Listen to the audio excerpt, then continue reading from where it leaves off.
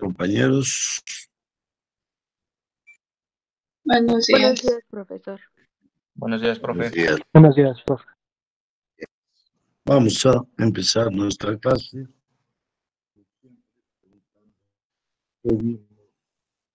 La última vez. Vázquez Espinosa.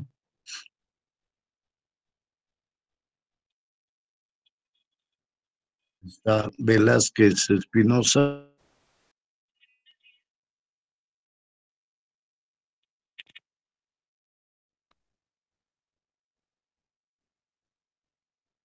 Si está Velázquez Espinosa.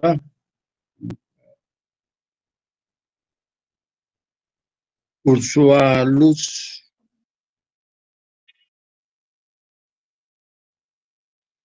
Ursúa Luz. ¿No está? Ursúa Luz.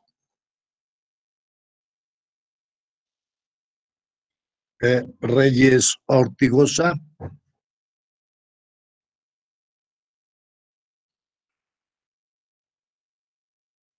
Reyes Ortigosa.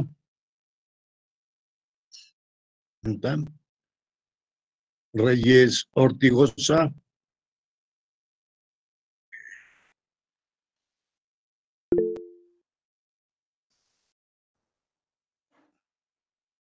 Ok. Armas Velázquez, Vázquez, perdón. Armas Vázquez. Sí, profesor. ¿Qué vimos la última? Estábamos viendo lo de incumplimiento del imputado de las medidas cautelares. Sí. Que también estábamos viendo lo de la cancelación, perdón, de la garantía. Y Sí. se le devolvía que se revoque la decisión que se le decreta, se dicte el sobreseimiento o la sentencia absolutoria, o que el imputado se someta a la ejecución de la pena o la garantía que no deba ejecutarse. También estábamos viendo lo de soluciones alternas y formas de terminación anticipada. Acuerdos reparatorios, vimos, procedencia, y me parece que es todo lo que vimos, profesor. Okay. Gracias. Cuellar Torres. Cuellar Torres.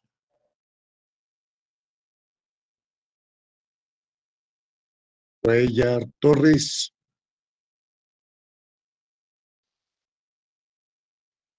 Escamilla Herrera.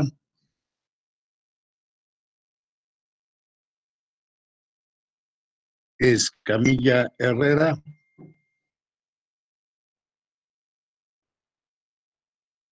Escamilla Herrera.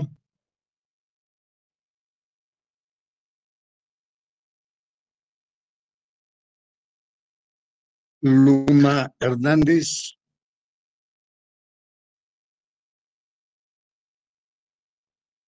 Luna Hernández. Sí, profesor.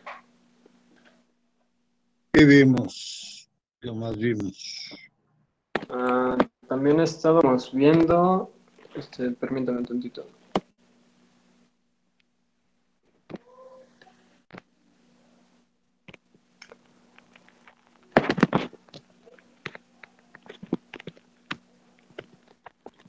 Estábamos viendo también el peligro de la sustracción del imputado. Ajá.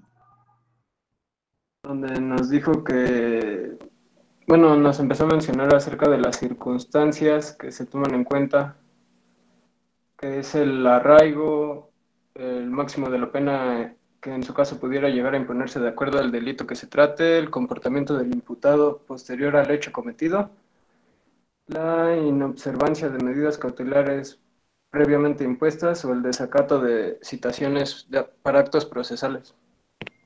Ajá. ¿Qué más? Pues es de lo que más recuerdo, profe. Ok.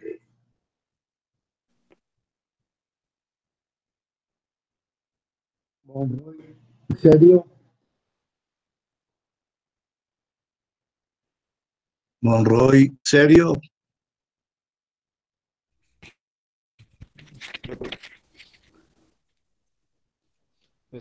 Bueno, también un poco de lo que se vio ayer fue como de las que ya mencionaron mis compañeros. No sé si ya mencionaron todas, todas, todas, pero yo recuerdo que fue también la de incumplimiento del imputado. Pero en esas me quedé con una duda, pero ya más o menos me la resolví yo solo mentalmente, que fue la de cuando no se cumplía con la garantía económica o de prisión preventiva. Ajá. Se cancelaba Y, ¿Mande? sí, sí, dime. Bueno, se cancelaba la garantía cuando por mediante una decisión, eh, cuando se tenía una sentencia absolutoria o cuando se hacía una ejecución de pena o cuando no se debiera ejecutar. También vemos lo de soluciones alternas y de forma de terminación anticipada y los acuerdos reparatorios, que son los que se celebraban entre la víctima y el imputado, que pues, tenía que estar ahí como interventor, de alguna manera, entre las dos partes, el Ministerio Público, para que se pudiera dar conclusión al proceso y no llegar a más, siempre y cuando estuvieran de acuerdo las dos partes. Bueno, eso es de lo que más me acuerdo.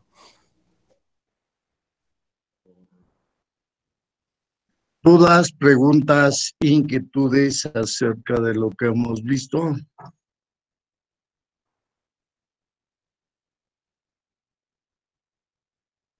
¿No hay dudas? Ok. Vamos a continuar con nuestro curso. Les voy a compartir la pantalla para continuar.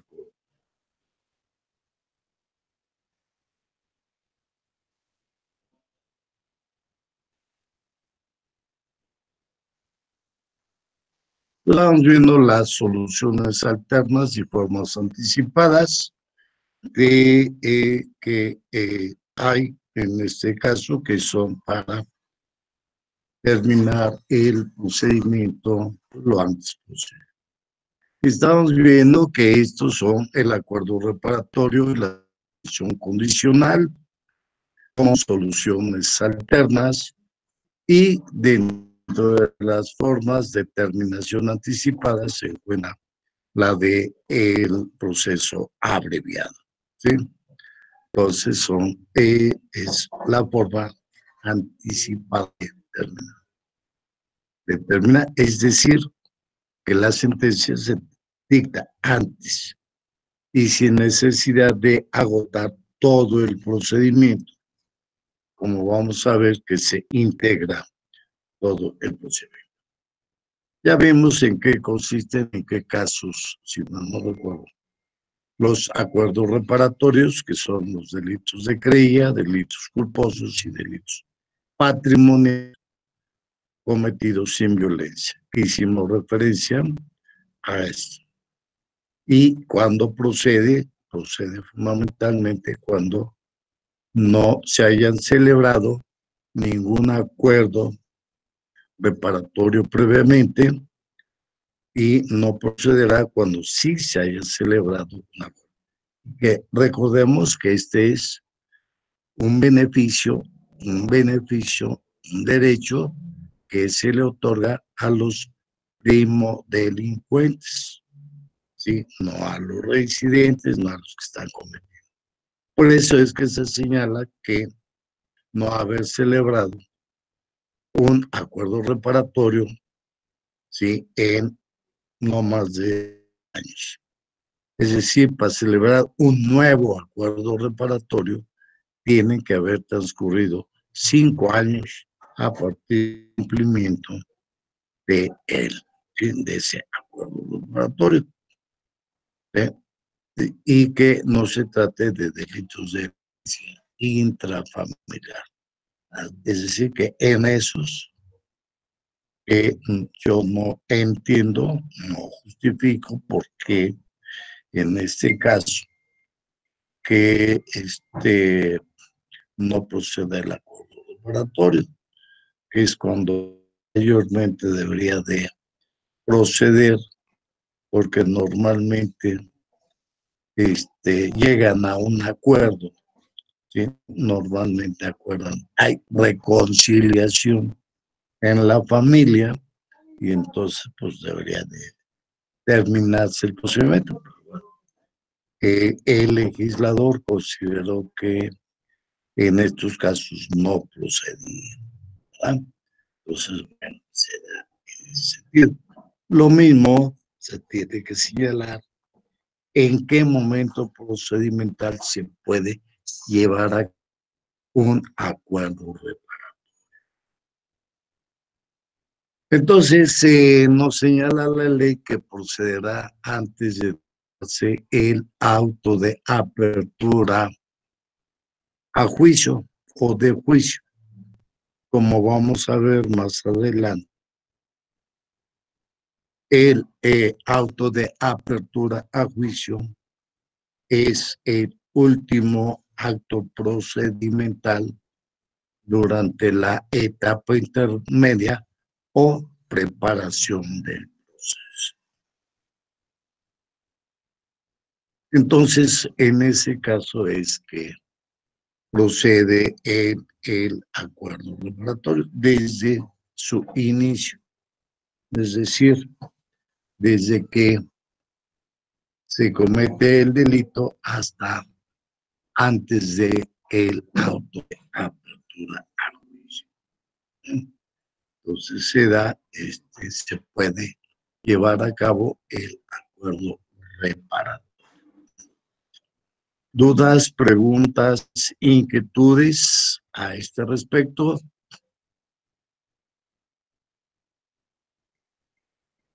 No, ninguna, profesor. Ok. También dijimos que para el acuerdo reparatorio, la autoridad se puede valer de los medios para llegar a los acuerdos reparatorios, que son la conciliación y la mediación, que son las formas para llevar a cabo ese acuerdo. Es decir, que las partes se pongan de acuerdo en solucionar el problema. Y que en este caso el problema es la reparación del daño, fundamentalmente. Pues,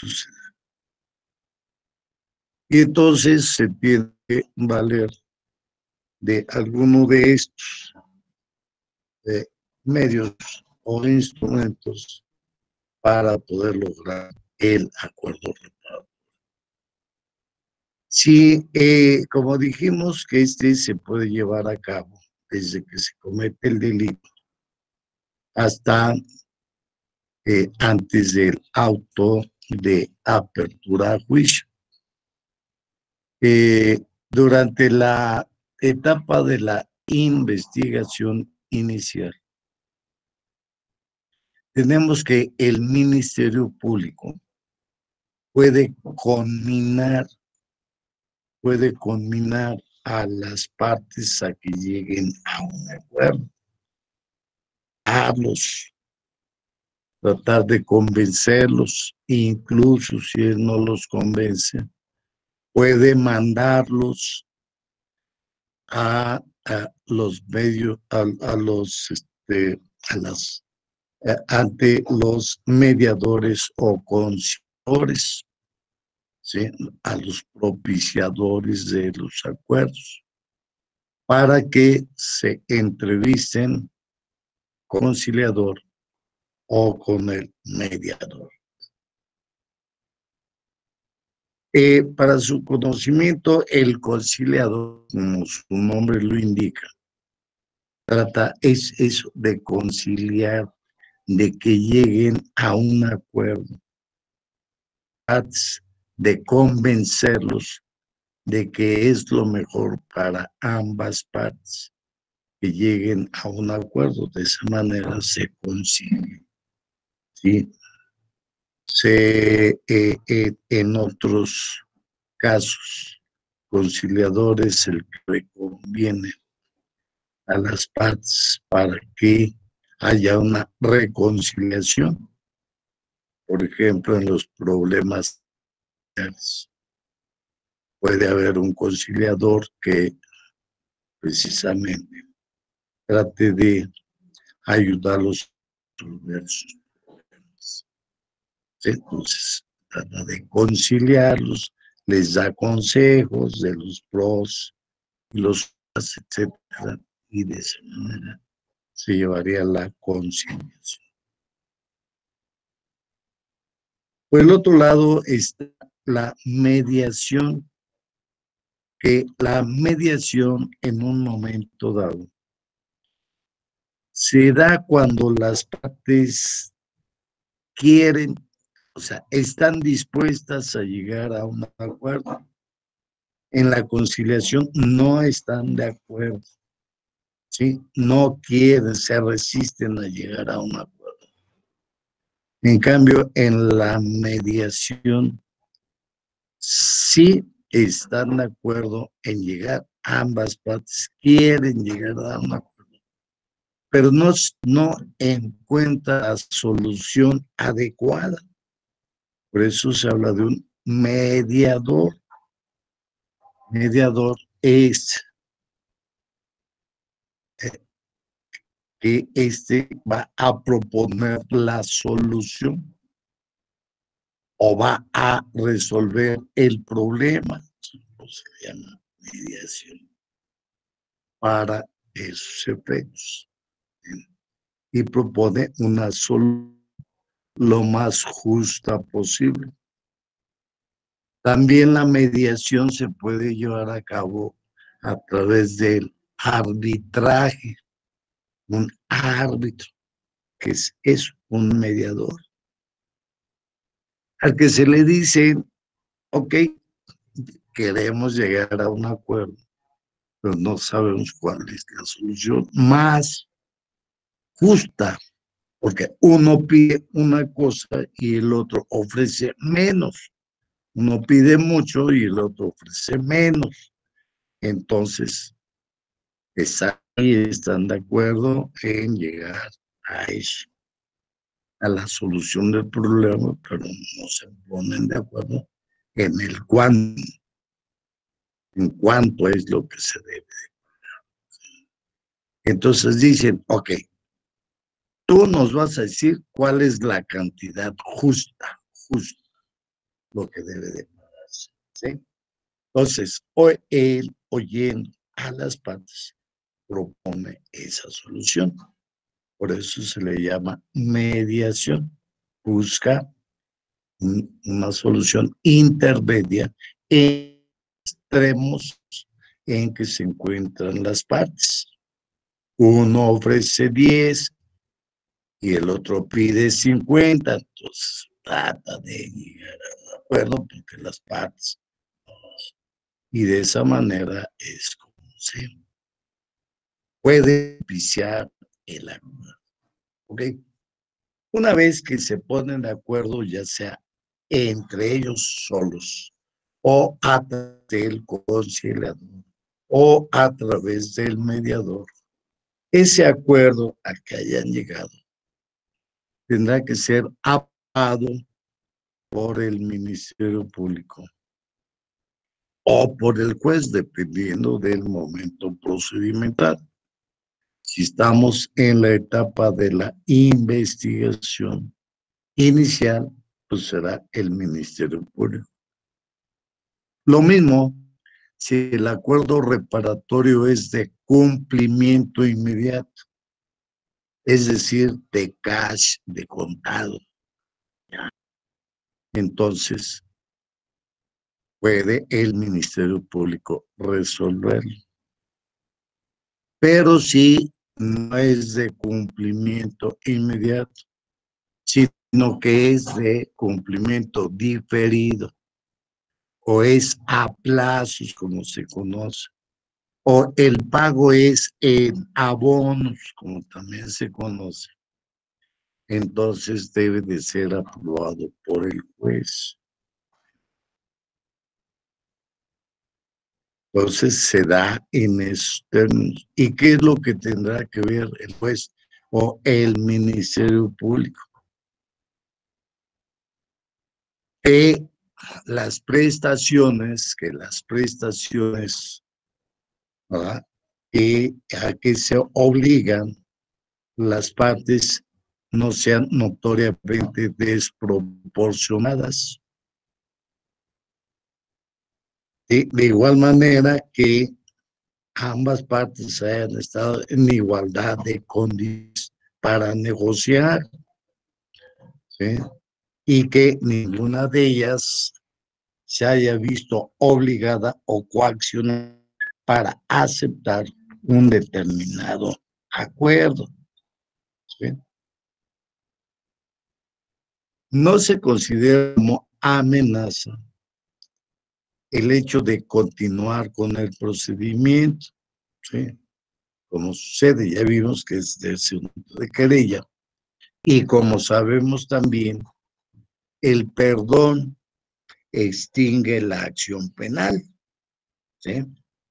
Entonces, bueno, una pudiera decirse que es una coacción o amenaza, el decir, si no me pagas tanto más cuanto, no te otorgo el perdón. No, eso no constituye una amenaza, ¿eh? Ojo, no es una amenaza porque el hecho de hacerle saber a la parte contraria cuáles son las consecuencias de no llegar a un acuerdo, bueno, eso no puede ser una amenaza, como en materia civil.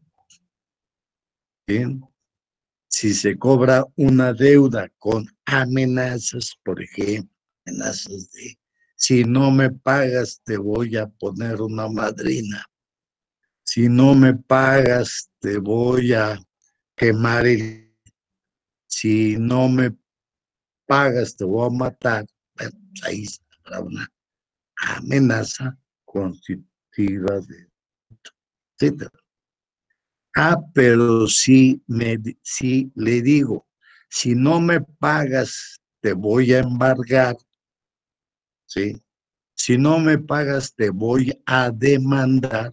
Pues eso no es una amenaza, sino es hacerle saber que puedo ejercitar un derecho, ¿sí? Entonces, aquí también hay que tener presente este aspecto. Es que me amenazó con no otorgar el perdón. No, eso no es amenaza. Es que me amenazó con que a lo mejor me van a meter a la cárcel. ¿No? Sí, se cometió un delito y mereces cárcel, no es esa que pudiera afectar el acuerdo reparatorio. ¿Ok? ¿Dudas, preguntas, inquietudes? Pues estos aspectos son los que tiene que analizar el juez de control o el Ministerio Público para efectos de su aprobación, ¿sí? De que se apruebe. La otra forma, ¿sí?, de terminación del proceso es, como dijimos, la suspensión condicional del proceso. ¿En qué consiste esta suspensión condicional del proceso? Esta consiste realmente en un plan detallado sobre el pago de la reparación del daño, ¿sí? Y que este se presenta cuando la víctima ofendido no quieren llegar a ningún acuerdo, no quieren llegar a ningún acuerdo, por un lado. Y por otro, cuando se presenta, digo, se da en otro tipo de delitos diversos de los que hemos señalado, es decir, de querella, ¿sí? De los que se persiguen de querella, de los delitos culposos, ¿sí? Y delitos patrimoniales sin violencia. Entonces, suspensión condicional no es más que una propuesta que hace el imputado para reparar el daño y someterse a una serie de condiciones, ¿sí? Como no molestar a la víctima ofendido, no acercársele, en fin, alguna de estas es casi equivalente a una de las medidas de protección, ¿verdad? De protección de la víctima. Entonces se da en esos casos, se puede dar la suspensión condicional. Y vemos con mayor claridad en qué casos procede la suspensión condicional a solicitud del imputado o del Ministerio Público. Fíjense, el acuerdo reparatorio es que lo llevan a cabo ambas partes. En la suspensión condicional es una solicitud del imputado o del Ministerio Público que le hace de cómo va a pagar y hace su propuesta de cómo va a pagar el daño causado. Y esto se da en este caso. El auto de vinculación a proceso se ha dado por un delito cuya media aritmética de la pena no exceda de 5 años. Esto es decir, los llamados delitos no graves para efectos de la detención. Se acordarán de ello. Segundo, que no exista oposición fundada de la víctima u ofendido. Entonces, esos son los requisitos para que proceda la suspensión condicional. Y de igual manera que en el caso de el acuerdo reparatorio, también procede cuando se trate de delincuentes que sea la primera vez que cometen el delito o que ya ha pasado un tiempo de 5 años para que puedan celebrar otra suspensión condicional, para solicitar otra suspensión condicional. ¿Ven? Entonces aquí la misma ley dice que no procede la suspensión condicional cuando haya celebrado o haya solicitado previamente la suspensión condicional y no la haya cumplido. No pueda celebrar una nueva suspensión. ¿Sí? Lo mismo si ya pasaron más de 5 años desde el cumplimiento de la primera suspensión, podrá solicitar nuevamente la suspensión condicional. ¿Sí? Que, como les comentaba, tanto en el acuerdo reparatorio como en la suspensión condicional, La autoridad supervisora debe de llevar un registro, y lo mismo el Ministerio Público, pues un registro de estos, tanto de los acuerdos como de las suspensiones, ¿sí? ¿Para qué? Para poderle dar cumplimiento a esta parte, es que no hayan transcurrido. En la práctica, como no hay ese registro, o si lo hay, las autoridades no lo consultan previamente para efectos de negarlo en su caso. Es por lo que se ha abusado de estos acuerdos. Y de ahí la inconformidad de la sociedad al señalar que la actual justicia penal o el sistema de justicia penal actual, pues es como una puerta giratoria, ¿sí? Que por un lado entran los delincuentes y por el otro lado salen. Sí, salen por alguna de estas razones, ¿no? Será en estas circunstancias, ¿verdad? Pero es un problema de operatividad, sí, que consulta realmente ese registro, ¿sí? ¿Cuándo puede ser?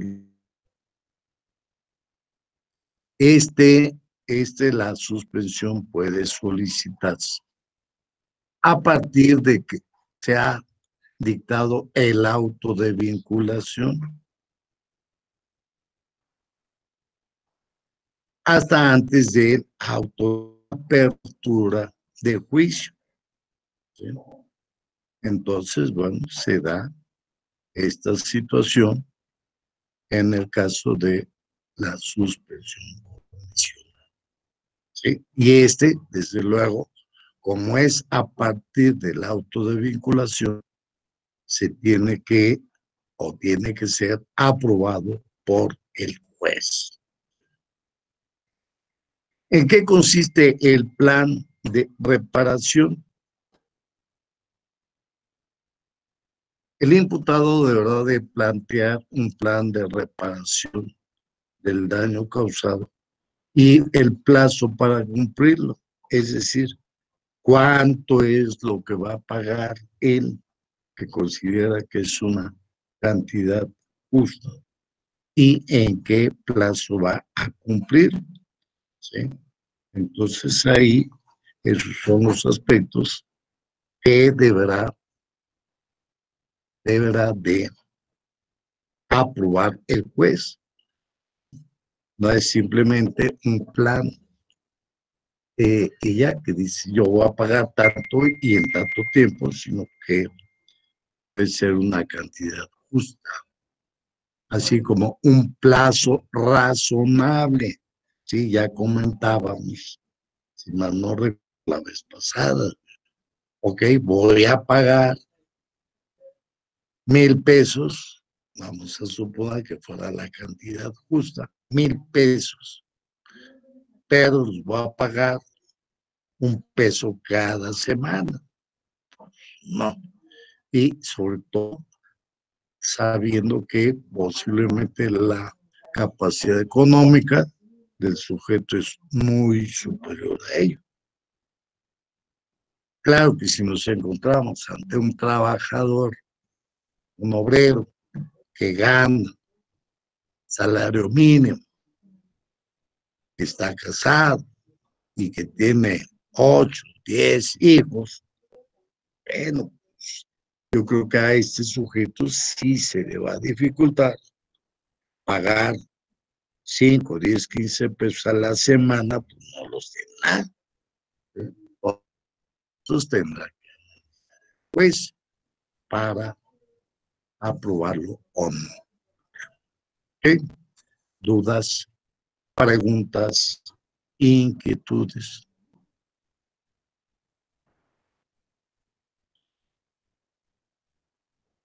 De las condiciones que puede imponer el juez, que debe de cumplir el imputado. En el caso de solicitar una suspensión condicional, viene a ser precisamente unas de las medidas de protección que hemos señalado, ¿no? Y aquí podemos ver bien eso, ¿verdad? Y en un lugar determinado, ¿sí? Frecuentar o dejar de frecuentar determinados lugares, abstenerse de consumir drogas, estupefacientes o abusar de las bebidas alcohólicas, participamiento de adicciones, aprender una profesión u oficio o seguir cursos de capacitación en el lugar o la institución que haga a favor del Estado o de las instituciones de beneficencia pública, o bien someterse a tratamiento médico o psiquiátrico, tener un trabajo o adquirirlo en el plazo que fije el juez, someterse a la vigilancia que determina el juez, no poseer ni portar armas, no conducir vehículos, abstenerse de viajar al extranjero, cumplir con los deberes de deudor alimentario, cualquier otra condición que a juicio del juez de control logre una efectiva tutela de los derechos de la víctima. Como pueden ver aquí, dice cumplir con los deberes de deudor alimentario. Pues les decía, es un obrero que tiene 8 o 10 hijos. Primero tiene que cumplir con esas obligaciones. No los va a dejar de darles de comer por la rentabilidad. ¿Sí? Los aspectos se da. Abstenerse de viajar al extranjero, ¿no? Si tiene para irse a pasear, pues tiene para pagar, ¿no? Eso que va a emplear en viajar al extranjero, que lo pague en la reparación de daño. ¿Sí? Y entonces aquí el juez, para fijar algunas de estas que tiene, debe una evaluación previa, analizar, como les decía, las posibilidades del deudor en el caso del imputado, como las del acreedor o víctima y ofendido. ¿Sí? Entonces aquí también la víctima ofendida o el Ministerio Público puede hacer alguna propuesta de ese plan de reparación del daño. Entonces, hecho el plan, el juez deberá de preguntarle si está dispuesto a cumplir todo lo que ha dicho, así como con las condiciones que le imponga el juez. ¿Sí? Dudas, preguntas, inquietudes.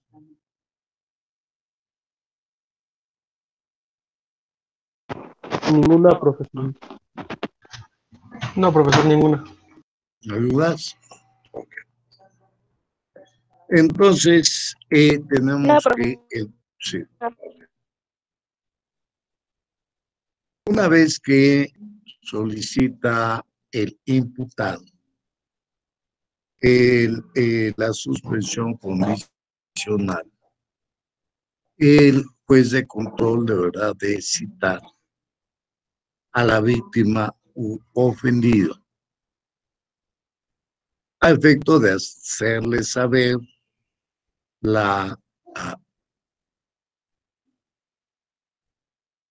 el plan de pago de la reparación del daño que presenta el imputado para que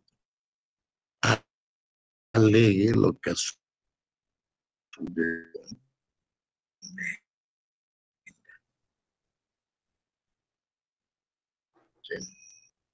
si no comparece, bueno, si considera justo y equitativo el plan de pago que presenta el imputado, pues deberá de aprobarlo, ¿sí? Y si ve que es muy desproporcional, pues tendrá que rechazarlo, haciéndole saber las razones de por qué, para ver si presenta un nuevo plan en mejores condiciones. Y una vez que resuelva sobre la aprobación de el plan de pago, entonces el juez también fijará las condiciones bajo las cuales se va a suspender el proceso. ¿Sí? ¿Dudas, preguntas, inquietudes a este respecto? No, profe, todo claro hasta ahorita. No hay dudas, no hay preguntas. Bueno.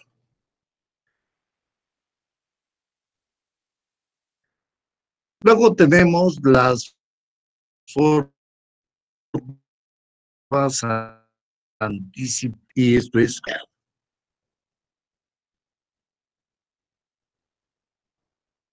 para esto es un derecho de la víctima u ofendido, que también de alguna manera le va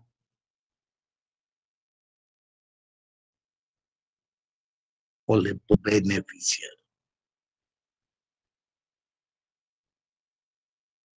Y que esto traerá como consecuencia que votar todo el procedimiento. Para eso, si bien es cierto que la ley determina que el Ministerio Público solicite el procedimiento abreviado, sí, para esto deberá de formular en su momento la acusación, exponiendo los datos de prueba. Para esto, normalmente es a petición de el imputado, que él de acuerdo, y ahorita vamos a ver por qué es a petición del imputado. Porque si él no está de acuerdo en estas cuestiones, pues no va a solicitar ni estará de acuerdo en el procedimiento. ¿Qué se requiere por parte del imputado para que se pueda dar el procedimiento abreviado? Uno, que reconozca estar debidamente informado de sus derechos. ¿Sí? Esto le hace saber desde el inicio. ¿Sí? Que renuncie expresamente al juicio oral, que pida o que consienta en el procedimiento abreviado. Y lo más importante, y que este debería estar en primer lugar, que admita su responsabilidad por el delito que se le imputa. Es decir, que él acepta su culpabilidad. Si él no acepta su culpabilidad, ya no procede. Y también debe de aceptar que se toman en cuenta los medios de convicción, pues las pruebas que ofrezca el Ministerio Público. ¿Sí? Entonces, esa es la situación. Por ello es que en la práctica realmente, y se vuelve un derecho para el imputado, él debe de solicitárselo al Ministerio Público y decirle, oye, quiero el procedimiento abreviado. Estoy dispuesto a confesar, a admitir mi culpa. Y que con las pruebas que hay, que se me juzgue y se que la sentencia correspondiente. ¿Sí? Entonces ya en esas condiciones el Ministerio Público, ¿sí?, solicitará al juez el procedimiento abreviado.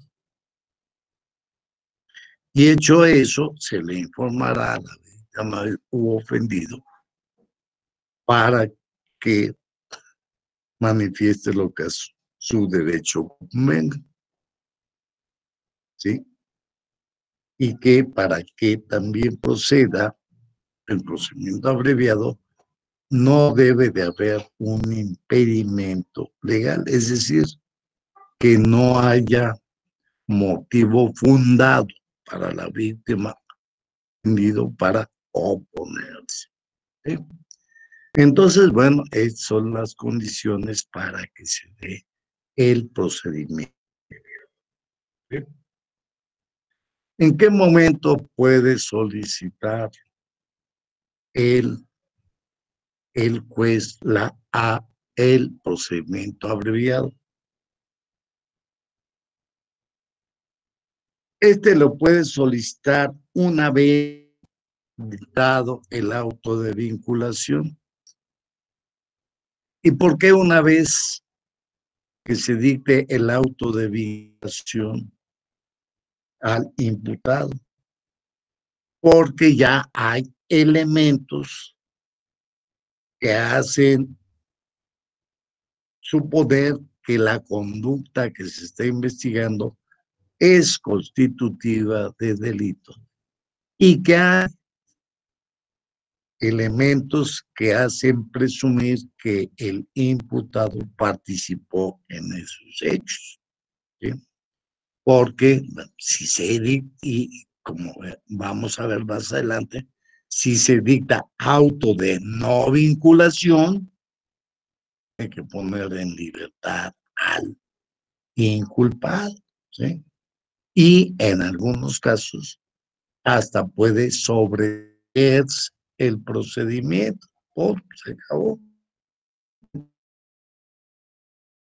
Entonces, por eso hace auto de vinculación. Es muy similar al caso de las medidas cautelares.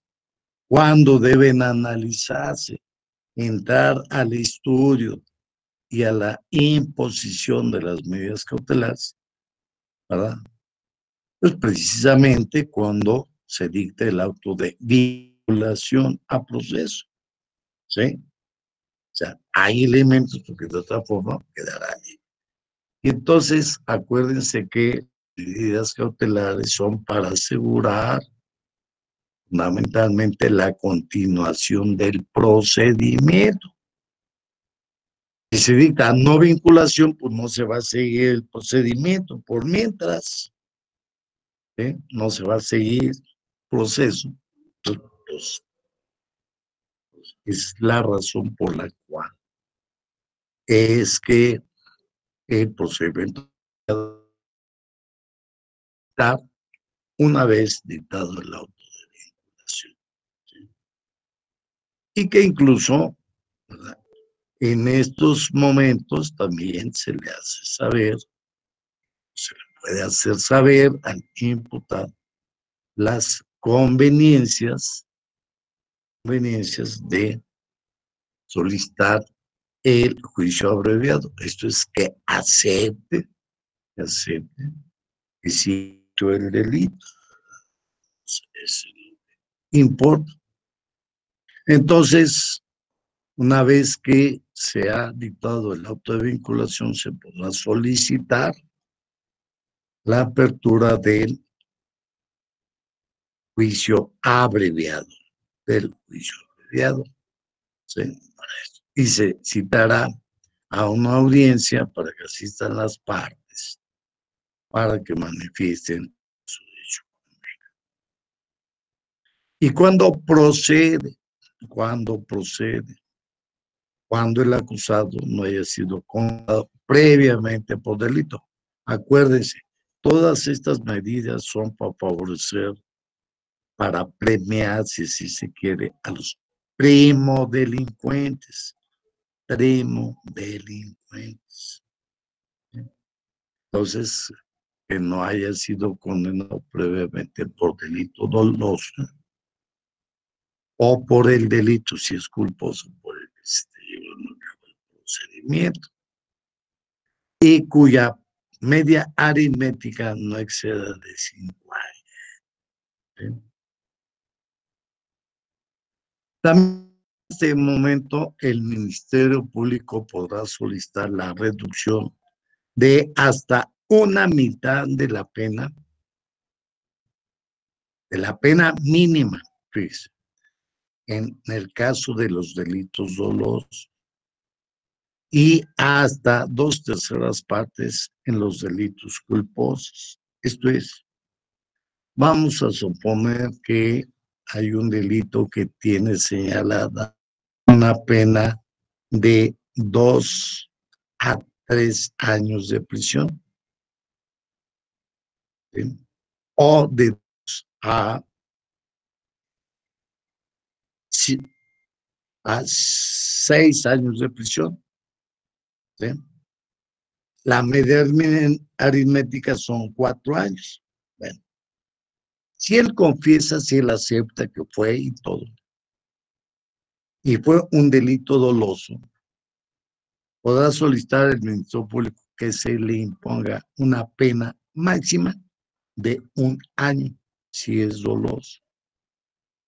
Y si es culposo, una pena, ¿verdad?, de hasta 9 meses, ¿sí?